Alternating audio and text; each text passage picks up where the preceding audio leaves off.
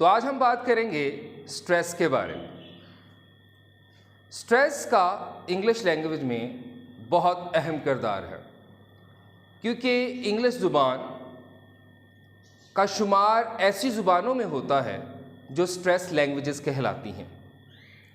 Stress languages ऐसी languages होती हैं जिनके अल्फाज को अदा करते हुए उनके किसी एक सिलेबल पर दबाव कम या ज़्यादा करने से उनका ना सिर्फ मायनी बल्कि उस लफ्ज़ की एक सेंटेंस में पोजीशंस और उसका नाउन होना या उसका वर्ब होना या वर्ब से नाउन होना मुतय्यन करता है।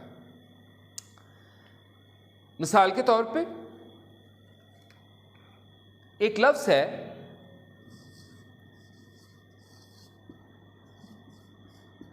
ऑब्जेक्ट। अब ये 2 सिलेबल वर्ड है। हमने पिछली वीडियो में सिलेबल के बारे में तफसील से सुना भी था और सीखा भी था। तो हम ये देखते हैं कि इस 2 सिलेबल वर्ड में ऑब और जेक्ट, जब आप इसके पहले सिलेबल पर दबाव डालेंगे ऑब्जेक्ट, तो ये एक मादी शय का नाम है। किसी भी मादी शय को ऑब्जेक्ट कहा जाता है। मगर इसी तरह से अगर हम ऑब्जेक्ट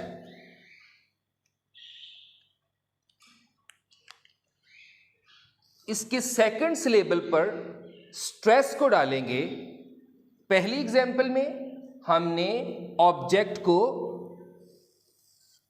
जो यहां पर फर्स्ट सिलेबल है वहां पर स्ट्रेस डाला ऑब्जेक्ट, इसका मतलब है कोई मादी शय। मगर यहां पर सेकंड सिलेबल पे स्ट्रेस को रखेंगे तो क्या होगा? ऑब्जेक्ट। इसका मतलब है एतराज, किसी चीज का एतराज करना, तो ये ऑब्जेक्ट कहलाता है। हम इसकी और एग्जांपल्स लेते हैं। मिसाल के तौर पर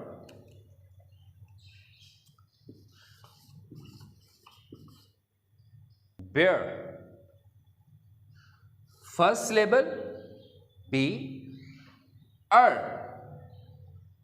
अगर हम इसके फर्स्ट सिलेबल पर स्ट्रेस को रखेंगे, ठीक है, तो ये एक जानवर का नाम है रीच, ठीक है, बेयर। और इसी तरह से इसके सेकंड सिलेबल पर स्ट्रेस को रखेंगे तो इसका मतलब है बर्दाश्त करना, बियर, बेयर, बियर, बर्दाश्त करना। और एग्जांपल्स लेते हैं।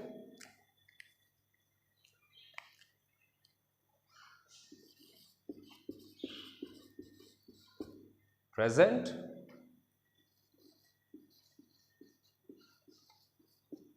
Present, present.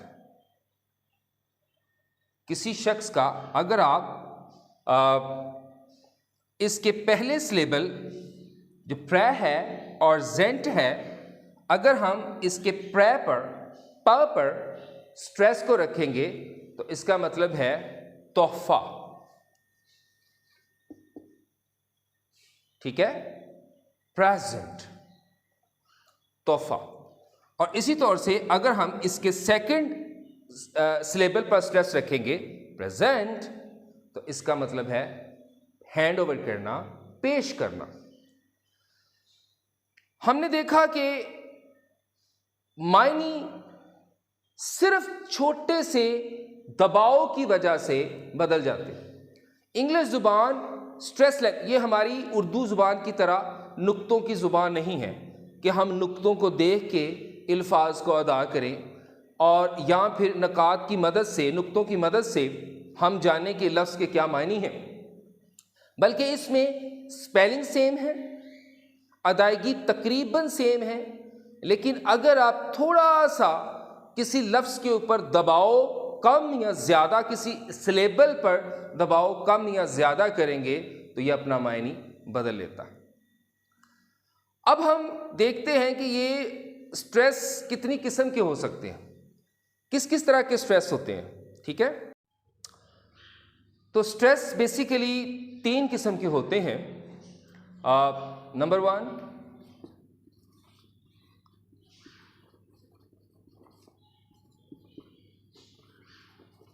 Primary stress. Number 2,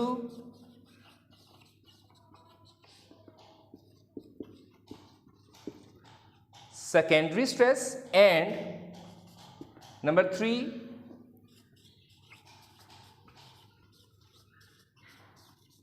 unstressed। Primary stress वो होते हैं जो किसी लफ्ज के पहले हिस्से में आते हैं, और सेकेंडरी स्ट्रेस वो होते हैं जो किसी लफ्ज के दूसरे हिस्से में आते हैं, और अनस्ट्रेस वो होते हैं जो कि अदा नहीं किए जाते, या जिन पर ऐसे लफ्ज जिन पर स्ट्रेस नहीं होता है। मिसाल के तौर पर हम एक एग्जांपल देखते हैं। जैसे एक एग्जांपल है,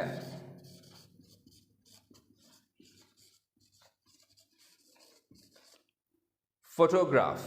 आपको स्क्रीन पे भी नजर आ रही होगी, फोटोग्राफ, ठीक है। अब इसमें देखें, ये जो पहला सिलेबल है फो, और दूसरा है टो, और तीसरा है ग्राफ। अगर हम देखें तो बोलते हुए फोटोग्राफ, इसमें जो फो है ये प्राइमरी सिलेबल स्ट्रेस है, और टो जो है ये अनस्ट्रेस है, और ग्राफ जो है ये सेकेंडरी स्ट्रेस है।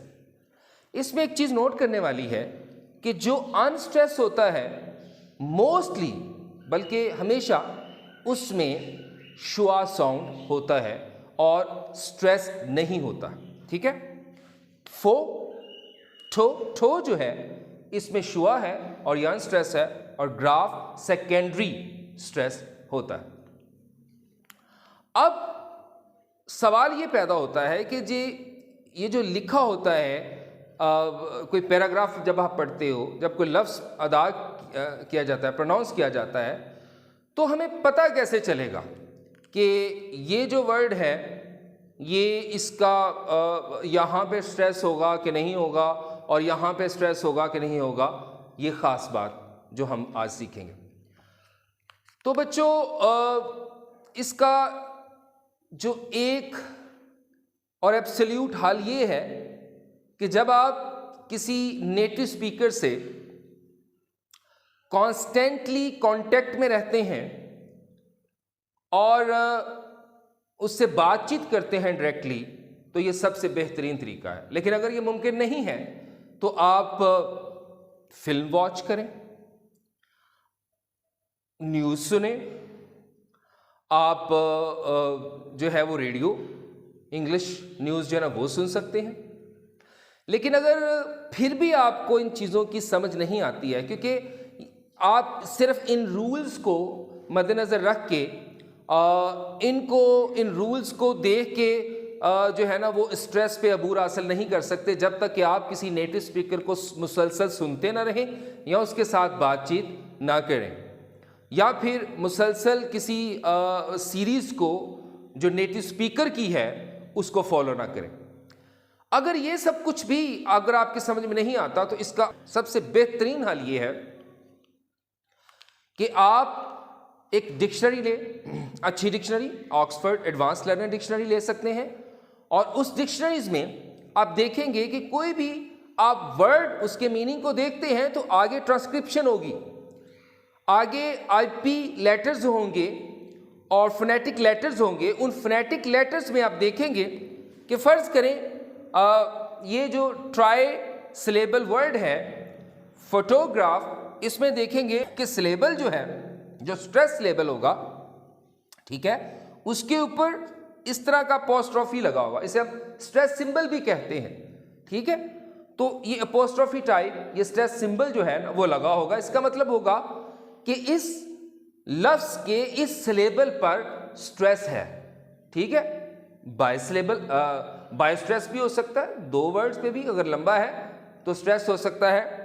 तो जब आप उस डिक्शनरी को, आईपी लेटर्स को देखेंगे तो यहां पर हमें ये स्ट्रेस का वो सिंबल नजर आएगा, तो आप उस सिंबल को देख करके अपने स्ट्रेस को वहाँ पर परफॉर्म कर सकते हैं, प्रोनाउंस कर सकते हैं, तो आप राइट प्रोनाउंसिएशन तक पहुँच जाएंगे। बहुत शुक्रिया। उम्मीद है कि ये वीडियो प्रोनाउंसिएशन के लिहाज से आपके लिए बहुत फ़ायदेमंद साबित हुई होगी। मेरे चैनल को सब्सक्राइब कीजिए, बेल आइकन दबाइए और शेयर कीजिए और वीडियो ज़रूर देखिएगा। शुक्रिया।